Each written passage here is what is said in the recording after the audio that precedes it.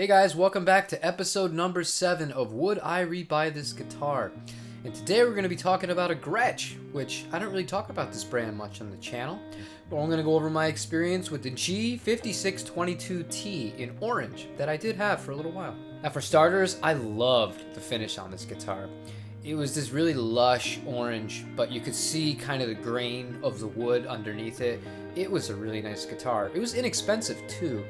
I think I paid $500 for it, and it was like a B stock, but they don't come with a case. However, the vibrato on it, the Bigsby, I like it. I still to this day have a love-hate relationship with the design in general, but I've had it on probably 4 or 5 guitars, and you know, it's pretty good for what it is.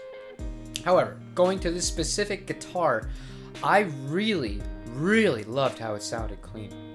I loved how light it was.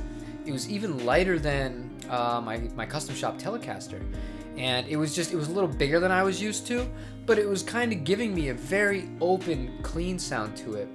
A lot of people complain about the Filtertron pickups that were in this model. I'm not sure if they still use those with the current generations of them. This was about 6 years ago, but I really didn't mind them at all clean. I thought they had, pretty decent clarity to them. As far as a little bit of crunch on it, I really liked it. I thought the neck was a really good profile.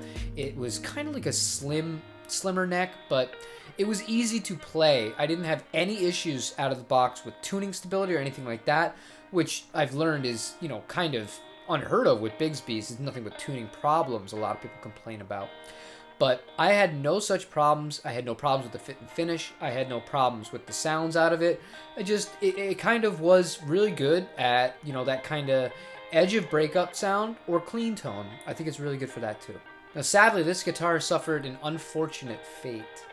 This guitar was hanging on a wall in our old house in Southern California, and we had an earthquake, and the guitar fell off the wall. That's why you always use studs.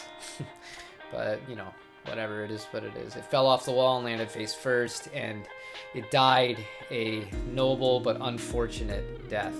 Never played the same. It didn't actually have any real breaks on it, but it was never the same after that. And I ended up getting rid of it for, almost nothing because, it was damaged. But I was frustrated with that because I did like the guitar. I didn't love the guitar enough to immediately go and rebuy it, but I liked it. And since I've been going back and playing a lot of different body styles and guitars that I had never played before in the past, it got me kind of wishing, maybe I'd like another one of those one day.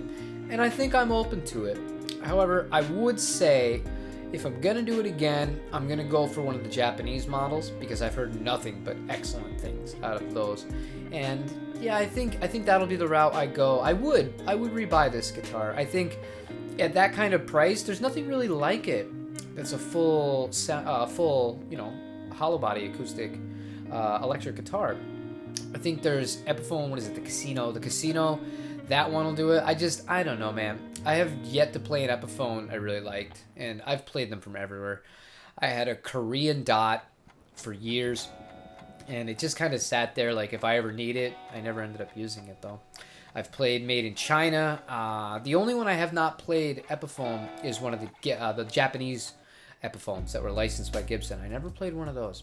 I'd be really interested in those. That's something that I'd like to give a try one day. But going back to the point, I haven't really found anything else in this price range that does what a Gretsch can do, that can get you that vibe, get you a really cool finish, and just, they are what they are. I think they are kind of limited for what you're going to get sound-wise out of them and tonally. However, they're really good at that. So yeah, I think this is a really good budget guitar. I think it's a really well put together budget guitar made in the Korean factory. At least it was, when I was doing it. Maybe they're not anymore. I'll have to double check. But overall, really good purchase. The only other downer is the cases for those on the aftermarket are few and far in between. And if you want an official one, you're going to spend a hefty part of, the budget on that. Looking at like anywhere from $125 to $200 on the case. And if the guitar, you're getting it for $500 or $600, about a third of the price for a case, on the high end. It's just a lot of money.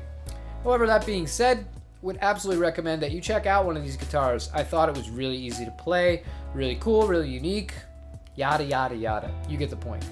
But that's going to wrap up today's episode. If you like what I'm doing, leave me a like, subscribe if you have not. We have new videos every single day. Leave me a comment. Let me know what you think about Gretsch guitars. I know that there's a few other budget ones that are even cheaper right now that have really good features, and they're really well priced. I think there's one for $400. Comes with the Filtertron in the bridge and a P90 in the neck. Looks good. Maybe I'll have one of those on the channel sooner than later. We'll have to see once we move. Until then, I will see you tomorrow on the next video. Take care, you guys.